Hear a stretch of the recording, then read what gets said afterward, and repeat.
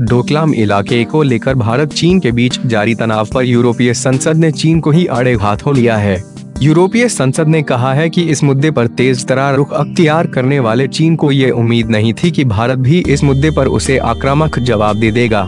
EP today में छपे एक लेख में यूरोपीय संसद के उपाध्यक्ष रिचार्ड चारनिएट्स्की ने कहा कि चीन डोकलाम से लेकर भूटान के क्षेत्र में आने वाले जोम्पेल तक एक तरफा सड़क का निर्माण कर रहा है। उन्होंने कहा कि चीन को ये अंदाजा नहीं था कि उसके इस कदम पर भारत इतने कड़े शब्दों में उसे जवाब देगा। चारनिएट्स्की ने इस लेख में चीन के उस झूठ का भी पर्दाफाश किया जिसके तहत वो चीन अंतर्राष्ट्रीय मंचों पर ये कहता आया है कि उसका शांतिपूर्ण उत्थान दुनिया की किसी भी अन्य व्यवस्था को नहीं बिगाड़ेगा बल्कि विश्व में शांति का वातावरण स्थापित करेगा।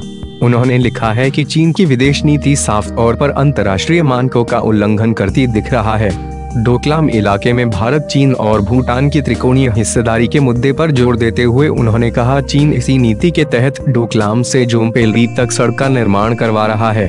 भूटान द्वारा कूटनीतिक तरीके से इसका विरोध किए जाने की चीन फिर भी उम्मीद कर रहा था, लेकिन उसे ये बिल्कुल उम्मीद नहीं थी कि इस मुद्दे पर भारत आक्रामक रूप से भूटान के साथ खड़ा हो जाएगा। आपको बता दें कि डोकलाम विवाद पर भारत की गतिविधि को लेकर चीनी सरकार से लेकर उसका मीडिया कड़ी प्रतिक्रिया दे चुका है। इसी प्रतिक्रिया के तहत चीन ने भारत को 1962 का जंग भी याद करने की बात कही थी और बोला था कि अब चीन उस वक्त जैसा नहीं है। हालांकि चीन की इस बात का भारत ने दो टूक जवाब दिया था कि अब भारत भी 1962 वाला देश नहीं रहा है। चारनिएट्स्की ने अपने लेख में कहा, भारत के कदम के बाद चीन ने भारत के प्रति विरोधी तेवर दिखाना शुरू कर दिया। चीन का कहना है कि डोकलाम से भारतीय सेना हटने तक वह सीमा विवाद पर नई दिल्ली से कोई बात नहीं करेगा।